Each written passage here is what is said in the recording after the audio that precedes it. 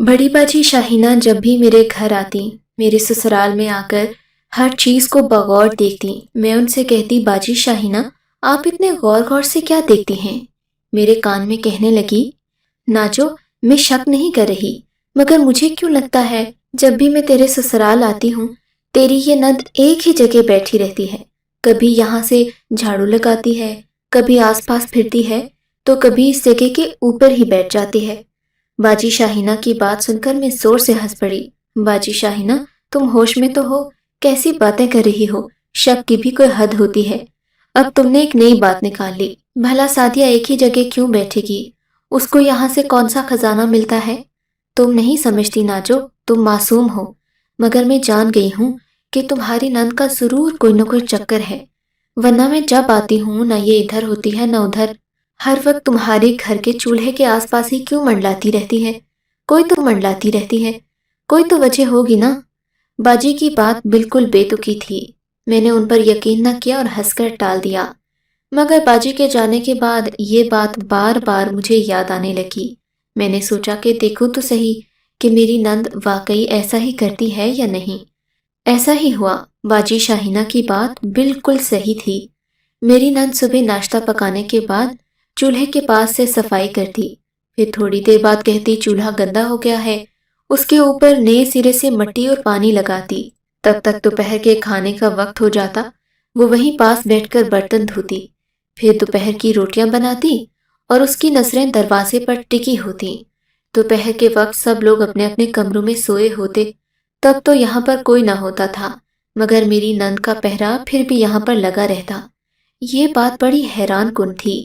मुझे इसकी समझ न आई। मजबूर होकर मैं सोचने लगी, आखिर सादिया है। तब मुझे महसूस हुआ कि सादिया के बैतुल खला जाने का भी एक वक्त मुकर्रर है।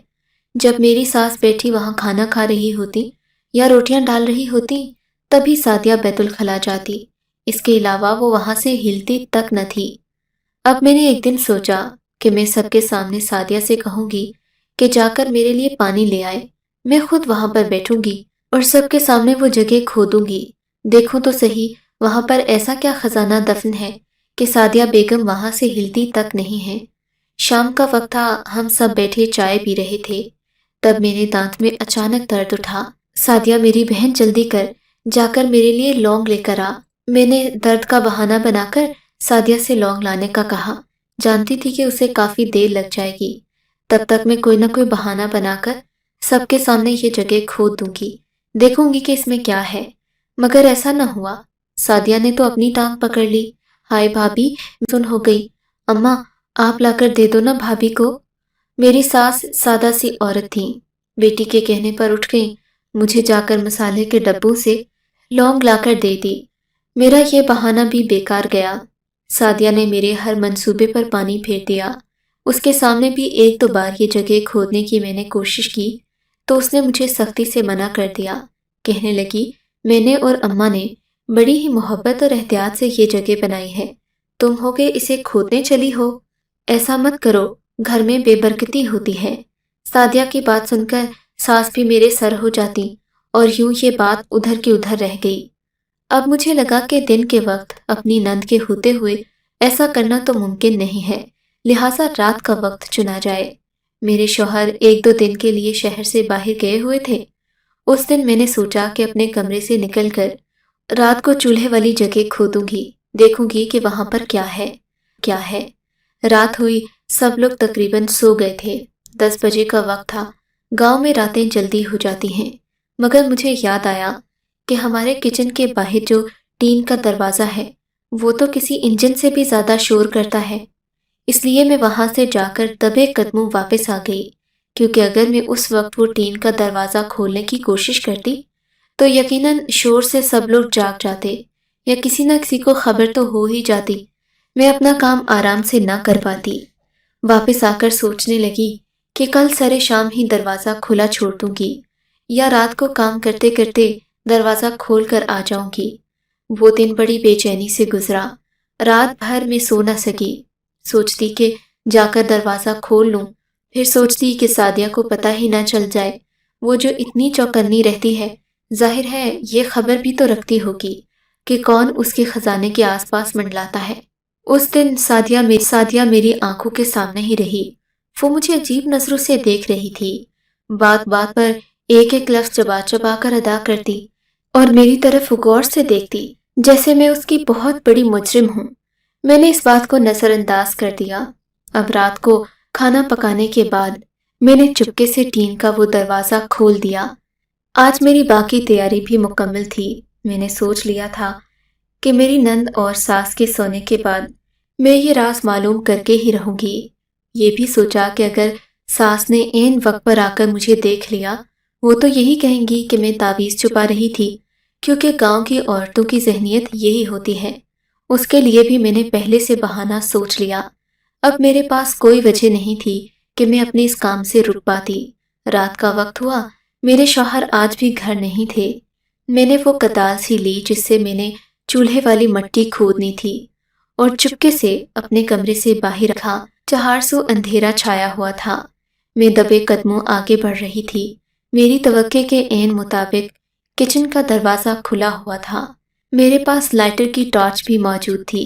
मैंने उसे ऑन कर लिया और जैसे ही किचन के अंदर दाखिल हुई, मेरी चीख निकलते निकलते रह गई। सामने किचन में काले रंग की चादर ओढ़े कोई बैठा हुआ था। उस शख्स का वजूद फैला हुआ था और काली चादर इतनी खौफनाक लग रही थी कि मेरा दम निकलते निकलते बचा। इससे पहले कि मैं वापस पलटकर भागती, उसने पीछे पलटकर देखा तो मेरी जान में जान आई और साथ ही शर्मिंदगी भी हुई। वो कोई और नहीं, मेरी अपनी ही नंद सादिया थी। उसके चेहरे पर गुस्सा भी था और तंज भरी मुस्कुराहट भी। तुम्हारी नीयत में अच्छी तरह जानती हूँ। पहले भी तुम इस जगह के चक्कर लगाती रही। तुम्हारी आंखों में साफ लालच नजर आ रही थी। मैं जान गई थी कि तुम क्या करोगी, इसीलिए इसी दिन के लिए मैं सलाह देती हूँ। जानती हो ना कि ये मुतबरक जगह है, मगर तुम तो इसे खोदने के पीछे ही पड़ी हो। क्या करना चाहती हो? क्या मेरे और अम्मा के खिलाफ इसमें तावीज़ दबाने का इरादा है? इस घर का रिस्क कम करना चाहती हो? मेरी नंद मेरे सामने मेरी बेइज्जती किए जा रही थी और मैं खामोश खड़ी थी। मेरे पास कोई जवाब भी तो नहीं था। मैंने हरकत ही ऐसी की थी कि उसे मुझ पर शक हो गया था। अब सिवाय उसकी बातें और कौसने सुनने के मेरे पास और कोई चारा नहीं बचा था। मैं सर झुकाए खड़ी रही। खबरदार, अगर आइंदा तुमने यहाँ आने की कोशिश भी की, मैं तुम्हारी जुबान खींच लूंगी और हाथ काट दूंगी। यहाँ से जाओ और दोबारा मत आना। मेरी नंद ने मुझे इस कदर सख्त अल्फाज में तंबीह की कि मैं मजबूरन वहां से लौट आई। अब मेरे पास कोई चारा नहीं था सिवाय इसके कि इस बात को यहीं भूल जाऊं, क्योंकि नंद के सामने होते हुए मैं इस जगह को खोदना तो दूर, आसपास जाने के बारे में भी नहीं सोच सकती थी। उस थी उस दिन के बाद से मेरी नंद का रवैया मेरे साथ बदल गया। वो जो मेरे साथ हर वक्त हंसती बोलती रहती थी, अब बिल्कुल खामोश हो गई। मगर मैं जानती थी कि इस खामोशी के पीछे कोई गहरा तूफान छुपा है। मैंने अपनी बहन शाहीना को बुला लिया। उसे सारा मामला बताकर कहा कि अब मुझे क्या करना चाहिए। मेरी बात सुनकर उसने सर पकड़ लिया। तू भी कितनी पागल है। तूने ये भी नहीं सोचा कि तेरी नंद की नजरें इस जगह पर पहले ही होंगी। अरे, मैं तो तुझे खबरदार करके गई थी कि तुम्हारी नंद का कोई चक्कर चल रहा है, मगर तुम ही ने यकीन नहीं किया। अब अगर कुछ करना ही था तो मुझसे ही पूछ लेती। बाजी की बात सुनकर मुझे एहसास हुआ कि मैंने जो चालाकी दिखाने की कोशिश की है उसका कोई फायदा नहीं हुआ। अब मैंने बाजी के मशवरे के मुताबिक इस बात को वाकई भूल जाने का सोच लिया, क्योंकि मेरी नंद होशियारी से चल रही थी और फिर उसके ही घर में उसकी जगह पर डाका मारना मेरे लिए मुमकिन नहीं था। मगर मेरी इन बातों का कोई फायदा नहीं हुआ। एक दिन रात के वक्त में अपने कमरे में सो रही थी। उस दिन नासिर ने घर वापस आना था। तब घर की बिजली खराब हो गई। बिजली खराब होने की देर थी कि किसी के भारी कदमों की आवाज मेरे कमरे की तरफ आती सुनाई दी। मैं डर के मारे उठ बैठी। इंतजार तो नासिर का था, मगर ये किसी और के कदमों की आवाज थी। नासिर को तो मैं लाखों में पहचान सकती थी। यह आवाज सुनकर मैं डर गई। इससे पहले कि उठकर यहाँ से भागती, मुझे बैरूनी दरवाजे से एक शख्स अंदर दाखिल होता दिखाई दिया। दरवाजे में खड़े होने की वजह से उस शख्स का वजूद अच्छे से नजर आ रहा था। वो हट्टा कट्टा लहीम शहीम आदमी था। मैं अपने बेड पर दराज थी। इससे पहले कि वो आगे बढ़ता, मैं आराम से बेड के नीचे घुस गई। यहाँ पर मुझे डर तो बहुत लग रहा था, कॉकरोच, छिपकली, तरह तरह के कीड़े इन कच्चे अपनी इज्जत बचाने की खातिर मैं कोई भी जख्म खाने को तैयार थी। उसी वक्त बिजली दोबारा से ऑन हुई और मेरे कमरे में रोशनी फैल गई। तब बाहर एक शोर सा बुलंद हुआ और वो शख्स मेरे कमरे से वापस भागा। मैं भी फूली सांसों के साथ बेड के नीचे से निकली और अपने कमरे से बाहर आ गई। देखा तो नासिर भी आ गए थे। इन्होंने एक शख्स को जो मेरे कमरे से भागते देखा तो आग बगोला हो गए। इन्हें मुझ पर शक होने लगा। एन उसी वक्त मेरी नंद आ गई। भाईजान, ये चोर पहले मेरे कमरे में आया था, मैंने इसके सर पर चीज मारकर भगा दिया तो भाभी के कमरे में घुस गया।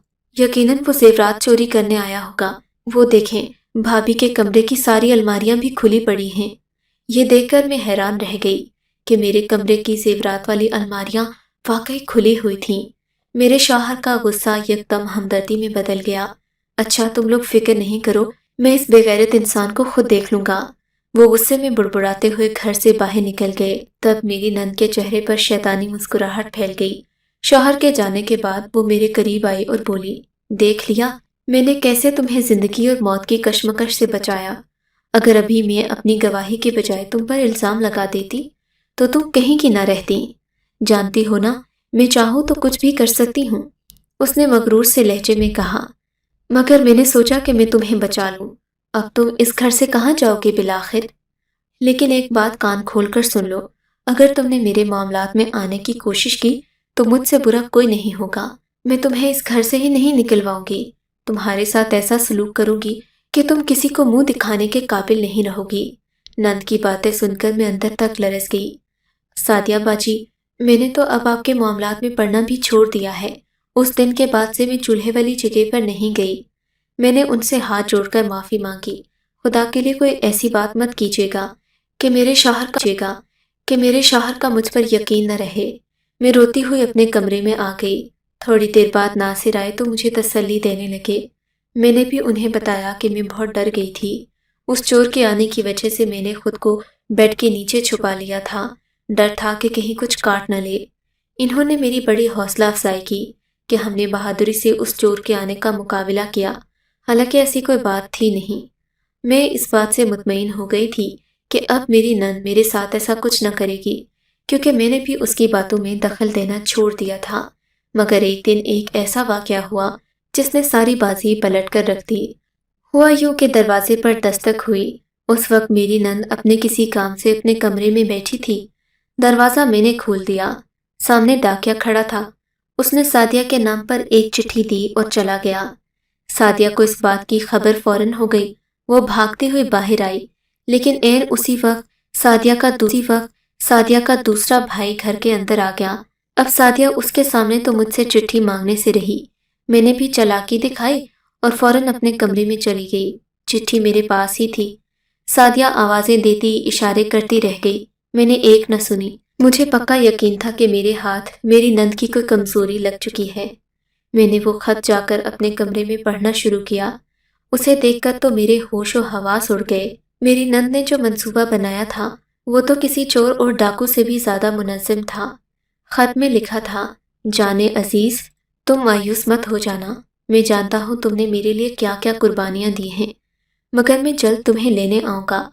2 दिन के बाद मेरे माँ बाप आएंगे। तुम वो सारी चीज़ें तैयार रखना। अगर तुम्हारे भाइयों ने रिश्ता नहीं दिया तो फिर उसी रात हम सब कुछ बांधकर इस शहर से बहुत दूर चले जाएंगे और दोबारा पलटकर कभी नहीं आएंगे। मैंने जब ये पढ़ा तो जान गई कि आखिर से वो मुझसे छुपा रही थी। सादिया के सामने भी ये खत रख दिया। पहले तो वो गुस्सा करने लगी, मगर फिर जब उसकी समझ में कोई बात ना आई तो उसने सारा राज उगल दिया। दरअसल सादिया बेवा थी। उसके पहले शौहर की वफात के बाद वो घर वापस आ गई थी, मगर उसने अपने घर से आते आते खासा जेवर और सोना वगैरह चोरी किया था और चोरी करने के बाद उसे अपने घर के सहन में दफन कर दिया। इस बात की किसी को कानू कान खबर न हुई। सब सादिया के गम के बारे में सोच रहे थे कि सादिया बेचारी परेशान है, मगर सादिया ने तो इस कमाल महारत से जेवर चुराया कि बड़े से बड़ा चोर भी शर्मा जाए। खैर, अब जो होना था वो तो हो गया था। सादिया ने बताया कि वो शकूर से सच्ची मोहब्बत करती है। शकूर ने ही उसे ये तरगीब दी थी کہ وہ گھر سے زیور وغیرہ اٹھا لے اور عدت پوری ہونے کے بعد اس کے ساتھ بھاگ چلے۔ اس بات میں کوئی شک نہیں تھا کہ سعدیہ کے پہلے شوہر کی موت طبعی یہ کہ سعدیہ اور شکور ایک دوسرے کو پہلے سے ہی پسند کرتے تھے، مگر ان کی شادی کسی وجہ سے نہیں ہو پائی تھی۔ غالباً سعدیہ کی بات پہلے پکی ہو گئی اور شکور رشتہ لے کر بعد میں آیا۔ اب وہ دوبارہ ایک ہونا چاہتے تھے، مگر ان کا طریقہ غلط تھا۔ میں نے اپنی نند سے وعدہ کیا، میں تمہارا ساتھ تو دوں گی، مگر تمہیں بھی میری ایک بات ماننا پڑے گی۔ میں تمہارے بھائیوں کو قائل کروں گی کہ وہ تمہاری شادی شکور سے کر دیں، مگر تمہیں یہ زیورات اپنی ساس کو واپس کرنا ہوں گے، کیونکہ پہلے شوہر کی جائیداد پر، اس کے زیور اور مال پر تمہارا کوئی حق نہیں رہ جاتا۔ اگر تم زندگی سہل طریقے سے گزارنا چاہتی ہو تو شکور سے کہو نا، وہ تمہارے لیے محنت کرے، تم کیوں اس کے لیے قربانی کا بکرا بن رہی ہو؟